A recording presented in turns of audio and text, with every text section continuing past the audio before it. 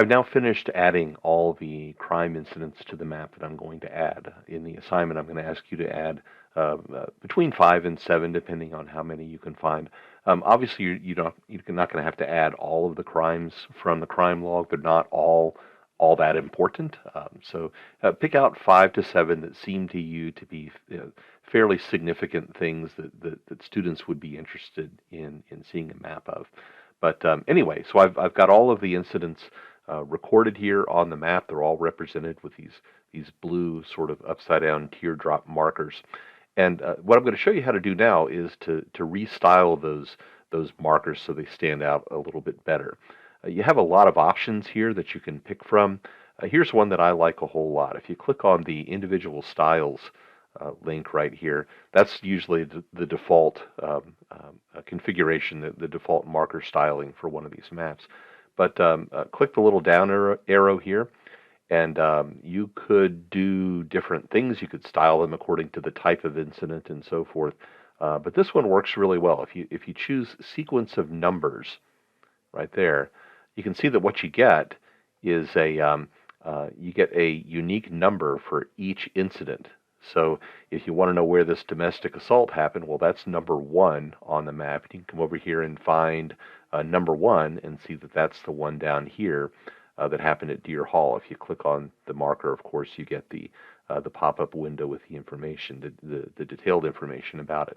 But that works really well. And to make them stand out a little bit better, perhaps this blue, to me anyway, kind of blends in with the background. You can just choose any of them. I'll pick the first one here and click on the paint can, and you can change the color of the markers. Red stands out really well. You don't have to pick red if you don't like red for some reason. You want to do something else. Just make sure it stands out from the rest of the map. Those red icons really pop out there. So now it's a whole lot easier to see where each of these incidents occurred on the map. You can either go over here and find the number, or you can just click on the marker over here, and the window's going to pop up like that. In the actual preview version of this, the one that users will actually see, it works like this. If you want to know where the vandalism incident happened, you click on it, and the map's going to sort of jump to that point, just like that. All right, so that's how to style those markers. You've seen this before too. Let's look at how to style these default titles that you get here.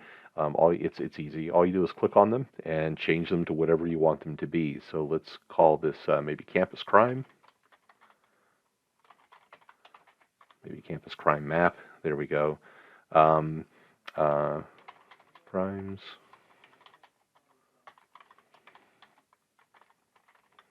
Or maybe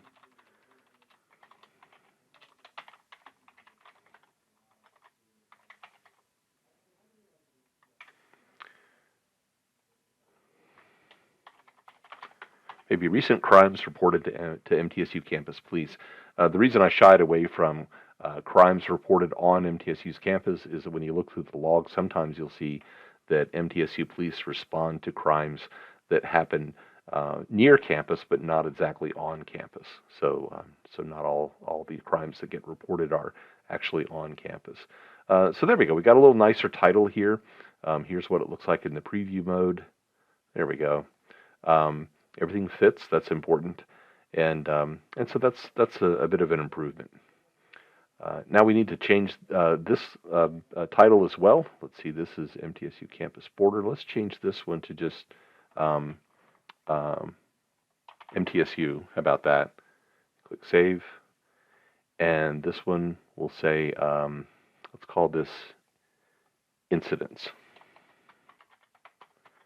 Okay, or you could make crime. You could call it Crimes Reported, whatever you want to name it. I'll leave that up to you. Just as long as it's descriptive and gives a pretty good idea of what the layer contains. All right. One last thing. Because we drew the campus borders first, that ended up being the first layer, the uppermost layer, and then because we entered the crime details next, that became the second layer. But you don't have to stick with this order. In fact, it's a little counterintuitive. When you look at the map, the first thing you see is the border, when the interesting information is this stuff down here. So it might be nicer to put this information first, in the first layer. Well, it's easy to do. Um, there is a trick to it, though. You have to grab this MTSU and MTSU campus border layer in a particular area, and then once you do that, you can move it down. But here's the trick. Right now, notice how my cursor is shaped like an arrow. If I float my cursor over the layer name MTSU, now don't do this. If I just click on it, then I open up the editing window. If I double click, then I can change it. But that's not what I want to do. I want to float my cursor over it until it changes to a hand, and then left click and hold. And then when I do that, I can actually pick this thing up, and I can drag it down below the layer below it, and switch them around. So now this is the first layer, and this is the second layer. All right. And when I preview the map, now it looks like this. See, the interesting stuff comes up right at the start, and this kind of campus border layer, which we care less about, is down at the bottom. Unfortunately, my maps won't let you simply hide this layer. That would be nice. Maybe that'll happen in a later edition. And in more sophisticated mapping software, you certainly can do that. But we're working with a free program here, so we kind of get what we get.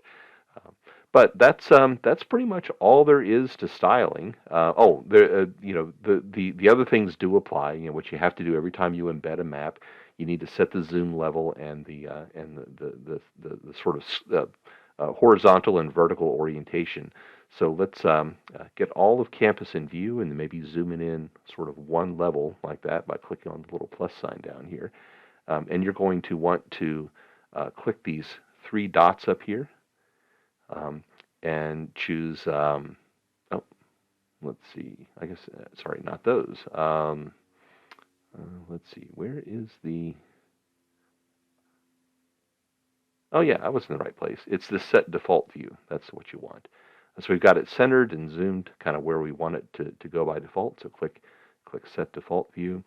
And then, of course, to actually embed the map on your WordPress site, you're going to need to click share and turn on this anyone with this link can view link or button slider, and click close.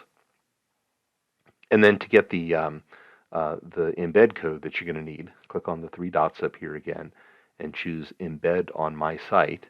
And there's the iframe code that you're going to want to copy and paste into the page on your WordPress site after choosing the code editor mode, and then you can paste the embed code where you want it. Save the page, and it's published on your site. You remember that from the last lesson. Okay, so that's how to make a nice crime map, and I hope you enjoyed learning about this. And you can use this same tool, these same techniques, anytime you're in a situation where you need to just make a fast map. Maybe show an easy to draw outline. You wouldn't want to try to use that line tool to draw like the borders of a county or something like that. That's an awfully precise task to try to use that tool for. But if you just have a simple polygon that you need to draw, like the outlines of campus or something, that's a great tool to use. And then the ability to just add markers by just using the marker tool and dropping a pin on something you want to mark. That's pretty handy as well. So you can use this in a lot of different situations if you just want to make and publish a quick map.